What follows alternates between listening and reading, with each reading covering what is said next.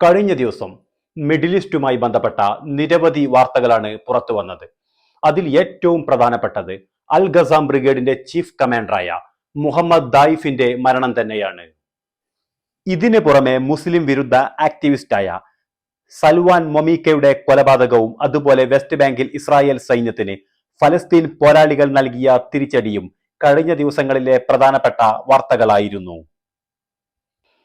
ഇതിനു മുമ്പ് 7 തവണ ഇസ്രായേൽ സൈന്യം മുഹമ്മദ് ദായിഫിനെ വധിക്കാൻ ശ്രമിച്ചുവെങ്കിലും ഈ ആക്രമണങ്ങളിൽ നിന്നെല്ലാം മുഹമ്മദ് ദായിഫ് അത്ഭുതകരമായി രക്ഷപ്പെടുകയാണ് ഉണ്ടായത്. 2014 ഇസ്രായേൽ സൈന്യം മുഹമ്മദ് ദായിഫിന് നേരെ നടത്തിയ ആക്രമണത്തിൽ മുഹമ്മദ് ദായിഫിന്റെ ഭാര്യയും 3 വയസ്സായ മുഹമ്മദ് ദായിഫിന്റെ മകളും കൊല്ലപ്പെട്ടിരുന്നു. ഈ ആക്രമണത്തിൽ മുഹമ്മദ് ദായിഫിന് ഗുരുതരമായ രീതിയിൽ തന്നെ പരിക്കേറ്റിരുന്നു എങ്കിലും അത്ഭുതകരമായി ഈ ആക്രമണത്തിൽ നിന്നും മുഹമ്മദ് ദായിഫ് രക്ഷപ്പെടുകയാണ് ഉണ്ടായത്.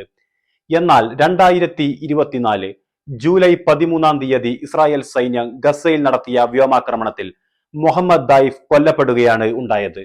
എന്നാൽ 6 മാസങ്ങൾക്ക് ശേഷം കഴിഞ്ഞ വ്യാഴാഴ്ച മാത്രമാണ് ഹമാസ് ഇതുമായി ബന്ധപ്പെട്ട സ്ഥിരീകരണം ഇപ്പോൾ നൽകിയിരിക്കുന്നത്.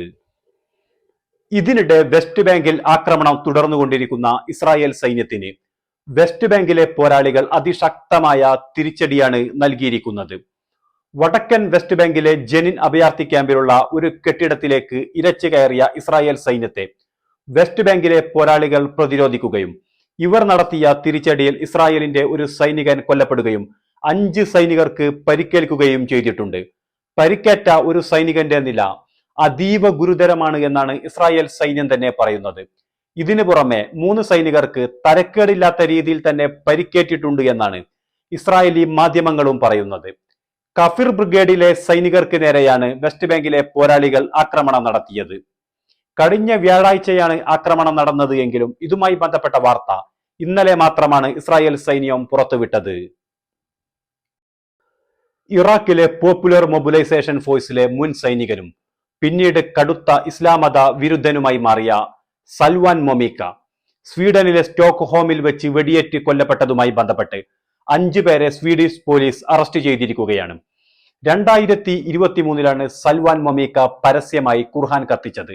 അന്ന് മുസ്ലിം ലോകത്ത് ഇതുമായി ബന്ധപ്പെട്ട് കടുത്ത പ്രതിഷേധങ്ങളാണ് ഉയർന്നു വന്നത്.